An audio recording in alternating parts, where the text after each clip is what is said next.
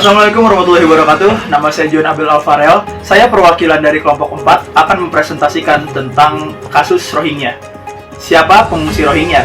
Rohingya adalah kelompok etnis minoritas Muslim yang telah tinggal selama berabad-abad di Myanmar, negara yang mayoritas penduduknya beragama Buddha. Menurut Badan Pengungsi PBB UNHCR, pendapat sejarawan tentang Rohingya masih sangat abu-abu. Sebagian sejarawan mengatakan komunitas ini sudah tinggal di Myanmar selama berabad-abad, sehingga diyakini komunitas Rohingya bagian dari etnis di Myanmar. Dan sebagian lagi mengatakan mereka baru muncul sebagai kekuatan identitas dalam seabad terakhir.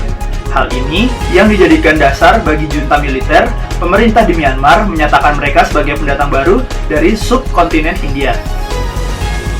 Pengungsi Rohingya yang terdapat di Aceh telah menimbulkan beberapa kecurigaan di kalangan masyarakat. Beberapa perilaku buruk yang dilakukan antara lain membuang bantuan warga laut dan memperkosa anak di bawah umur.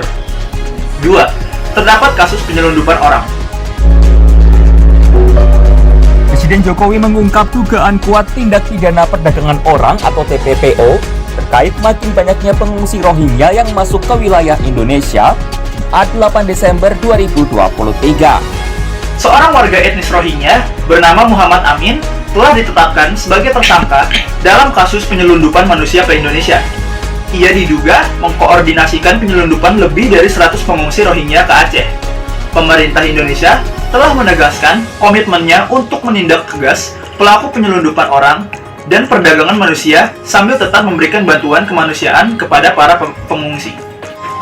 Staf pengajar Fakultas Hukum UI, Heru Susetio, menerbitkan artikel dalam kolom hukum online yang berjudul Solusi Penanganan Pengungsi Etnis Rohingya. Tulisan tersebut sebagai respon dari fenomena gelombang pengungsi Rohingya yang kembali berlabuh ke bumi Aceh. Hal ini tentunya menjadi dilema bagi pemerintah daerah dan rakyat Aceh serta pemerintah pusat. Masalah yang akan timbul diantaranya hukum, politik, sosial, dan budaya. Selain itu juga merupakan pelanggaran atas kedaulatan Indonesia karena para pengungsi memasuki wilayah teritorial Indonesia dengan cara tidak sah dan dokumen perjalanan yang sahih. Faktanya, Indonesia tidak memiliki undang-undang tentang pengungsi, tidak memiliki badan khusus yang menangani pengungsi, juga tidak menganggarkan khusus untuk penanganan pengungsi baik di tingkat pusat maupun daerah. Menurutnya masa depan Rohingya ada di tangan Indonesia dan UNHCR. Sementara itu ratusan warga Aceh menggencarkan aksi protes di dekat penampungan sementara Rohingya. Penduduk Aceh tersebut menyebut di Aceh masih banyak masyarakat miskin dan menurut mereka warga Rohingya menimbulkan banyak masalah seperti seks bebas dan juga narkotika. Sekian, itu saja yang bisa saya sampaikan. Saya perwakilan dari kelompok 4. Nama saya John Abel Alvarel. Terima kasih.